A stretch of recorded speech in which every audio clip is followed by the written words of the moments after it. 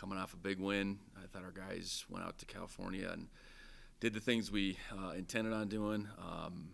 Obviously a really explosive game on offense and defensively. A couple things in that first half, but by and large we held them in check and ultimately we really played our twos the entire second half. So it was a great experience for that group and maybe took some lumps, but we were able to put some points on the board and I thought we got better with that crew in all phases as that went along. So great experience for that group. Big week ahead of us. That goes without saying. Obviously, the opponent is our rival, and we understand wholeheartedly what that all means. And the addition of College Game Day coming here is great for our university, our state, the rivalry, everything around it. But for us and our guys, it's still about Saturday going out at noon, performing the best we can against a really good team.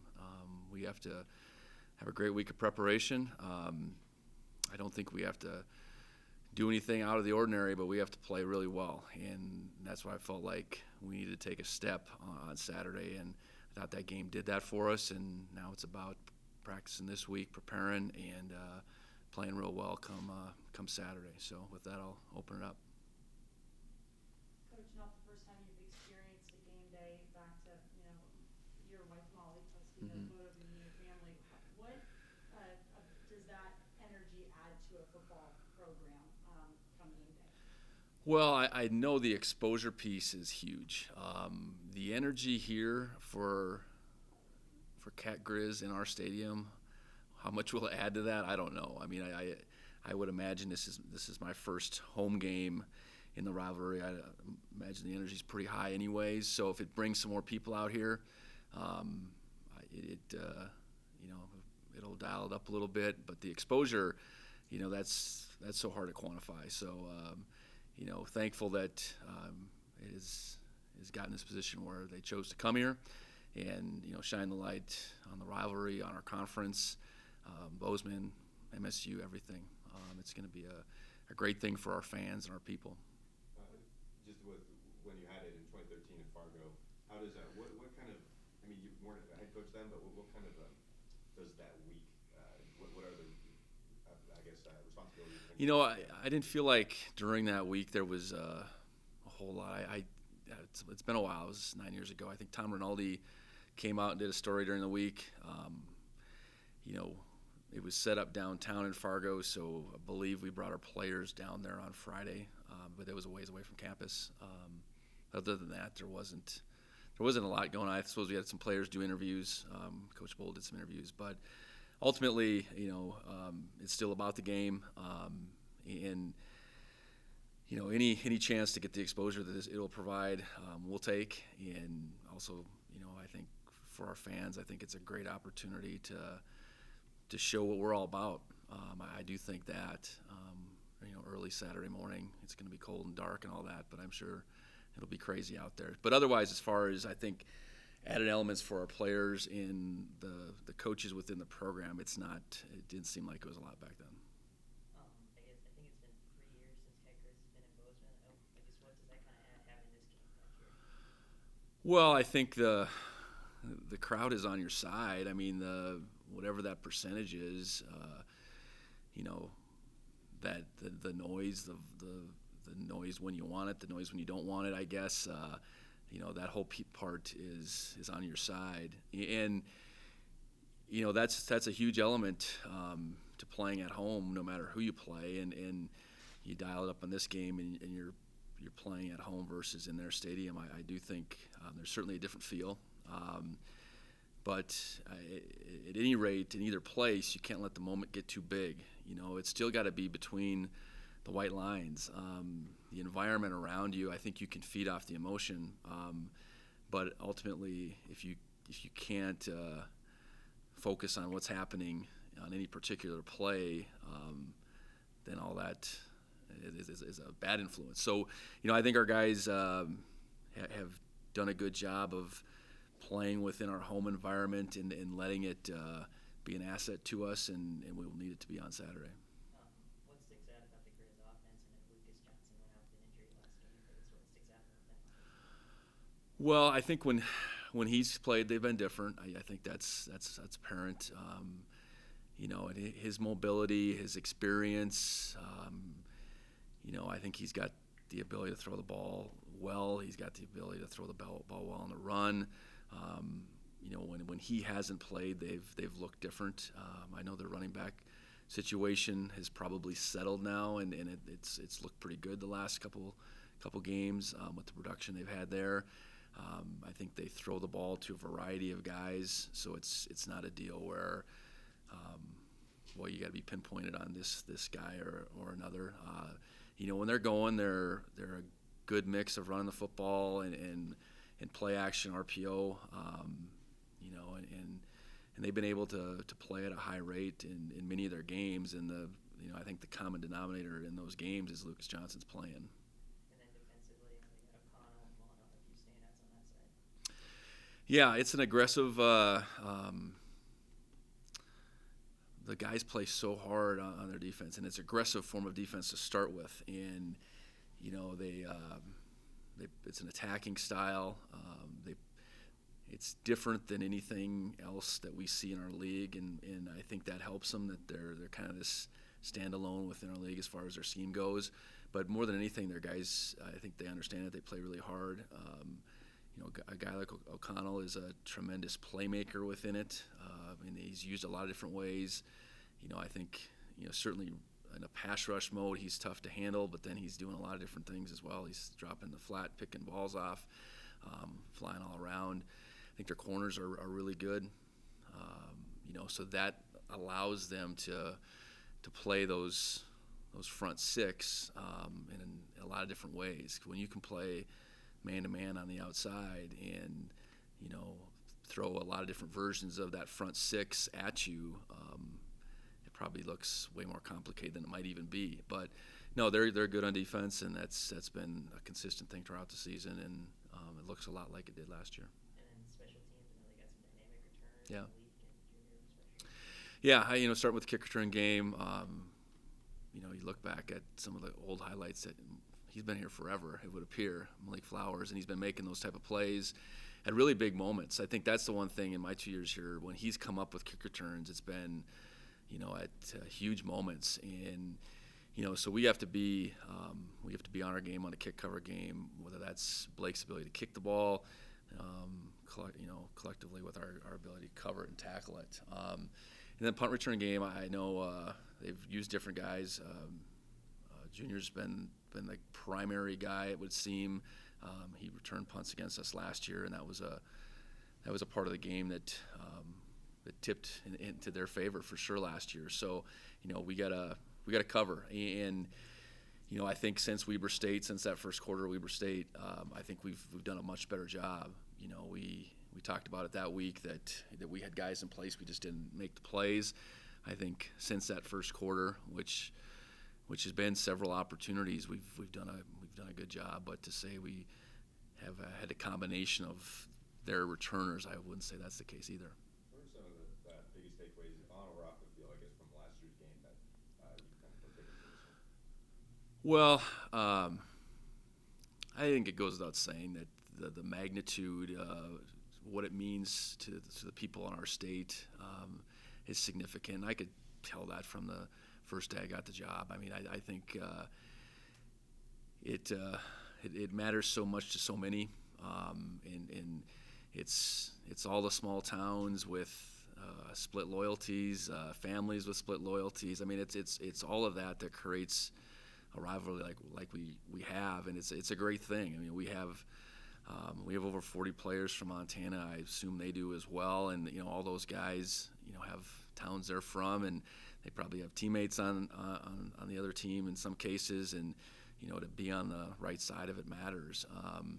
I think as far as the game goes, when you still talk about playing between the white lines and controlling your emotions, but playing with emotion, I think that's part of it. It's in big games, no matter who you're playing, it's about not letting momentum run away from you. And I think that's what we did last year. We had opportunities to at least level the momentum, and we never did in that environment. So, I think the fact that we've played in some big games, we've played in some games where we have had our backs against the wall a little bit. I think that helps us. I think we got to maintain that composure, regardless of the opponent, because there's going to be ebbs and flows in this game. There's no doubt about it. You have two good football teams that are going at it with so much at stake. It's naturally going to be not always in your favor, and we have to find ways to get it back in our favor when it gets away from us. Obviously, same record, same Big Sky stakes going into this one. Does it feel really similar to last year, or are there some pretty key differences that you see? Yeah, I think that's definitely all the same. All the same things are on the line for us. I think we're different this year, and the makeup of us, our team is different. What we rely on is different. The things we've maybe overcome through this season are different, and whether we're better or worse, or I don't think that judgment is still probably out there. But I think we're different. Their record's different, so what they're playing for, is still the rivalry in playoffs. But I think there's some things that are the same, but there's so much different we're playing here in Bozeman that I think we gotta recall last year's experience, and the things that we thought we did well and the things that we didn't, and really just try to put our best foot forward relative to 22. Coach, in addition to Catbirds this weekend, it's also senior night, senior day. What's impressed you most about this group of seniors this year? Well, I think, this group was in many ways an extension of last year's group. I do see it that way because there's a lot of sixth-year guys in this group that came in with the fifth-year guys, and there was a few sixth-year guys last year, but there wasn't a lot. So there's a lot of overlap just with when those guys all got here to Bozeman and started their career at Montana State. So they've been able to carry on a lot of the key things that made that group so special. Just the perseverance, the togetherness, the work ethic. I think those are all the words I would think of. I think we got a group that their experience here really is really important to them. And leaving their legacy is really important to them. And it's not about the individuals in this group. It's about the sum, and that's what you need. And you need guys that ultimately are having their best years. And I think you look across that group, by and large, that's happening. Are there any injury updates, or who's active or not active? Yeah, and so to start with Sean was able to go against Cal Poly with the nature of the way the game went. We didn't think that was the right thing, so he's ready to go.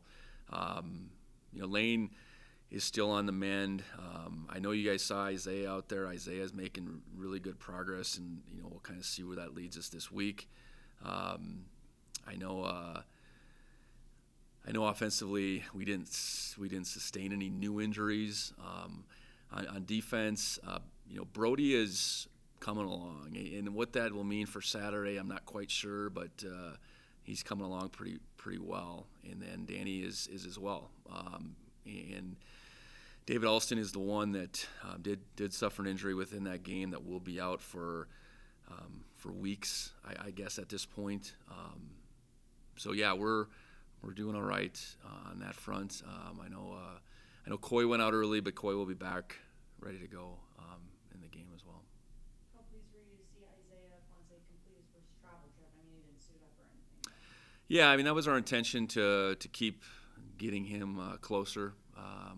And honestly, being out there on a 50, 60-degree day and being able to do the work he did was part of it too. Because building up his stamina is really the most complicated part about not practicing a long time. Is so much of our conditioning through the fall is through practice, and he's been ramping it up, but he's been limited at the same time. So it was a step in the right direction.